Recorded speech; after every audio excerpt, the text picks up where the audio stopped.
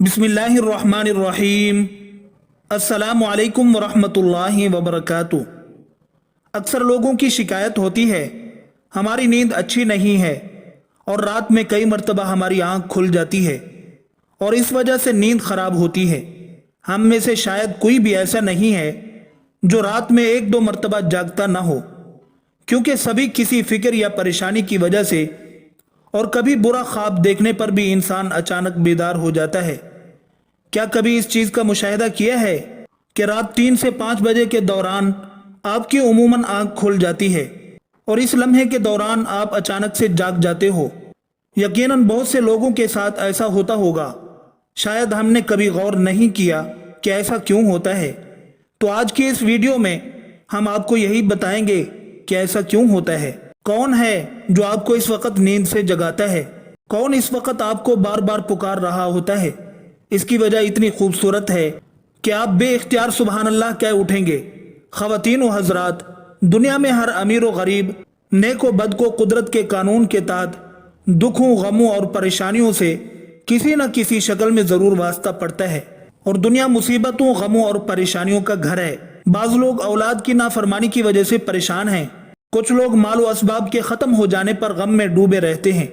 यानी इंसान किसी न किसी फिक्र या परेशानी की वजह से नींद की कमी का शिकार होता है और इन जहनी परेशानियों की वजह से रात को बार बार आंख खुलती रहती है।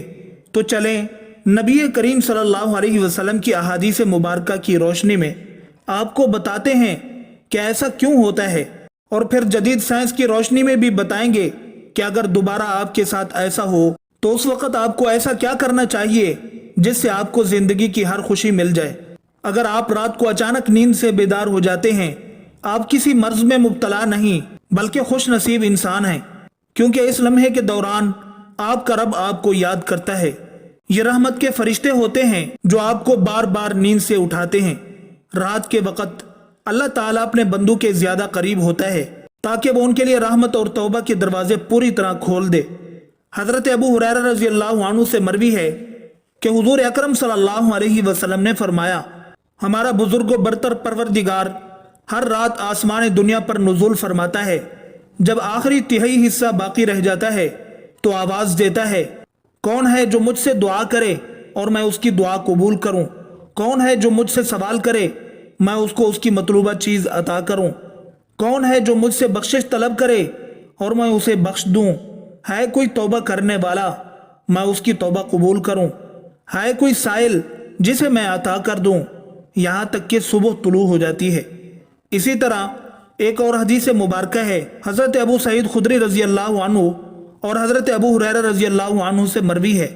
वो बयान करते हैं कि रसूल अकरम सल्लल्लाहु अलैहि वसल्लम ने फरमाया, अल्लाह ताला तवक्कुफ करता है हत्ता कि एक तिहाई रात गुजर जाती है तो आसमान दुनिया पर नुज़ूल फरमाता है और आवाज देता है कि है कोई मगफिरत का तलबगार, मैं उसकी मगफिरत करूं? है कोई तौबा करने वाला, मैं उसकी तौबा कबूल करूं? और है कोई साइल, मैं उसे अता करूं? और है कोई दुआ करने वाला, मैं उसकी दुआ कबूल करूं? हत्ता कि फजर तुलू हो जाती है।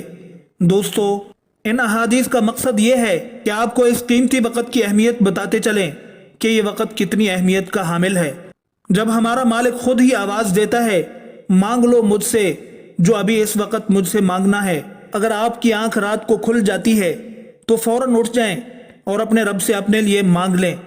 सईदना उबादा बिन सामित रजी अल्लाहु अन्हु से रिवायत है कि उन्होंने नबी अकरम सल्लल्लाहु अलैहि वसल्लम को फरमाते हुए सुना, जो शख्स रात को उठे और दुआ करे, या अल्लाह मुझको बख्श दे, उसकी दुआ कबूल होगी।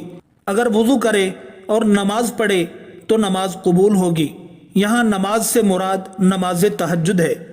दूसरी हदीस सुनिए, सईदना अबू सईद खुदरी रजी अल्लाहु अन्हु रिवायत करते हैं, उन्होंने नबी करीम सल्लल्लाहु अलैहि वसल्लम को फरमाते हुए सुना कि जब तुम में से कोई शख्स ऐसा ख्वाब देखे जिसे वो पसंद करता है तो वो अल्लाह की तरफ से है, उसे अल्लाह का शुक्र अदा करना चाहिए।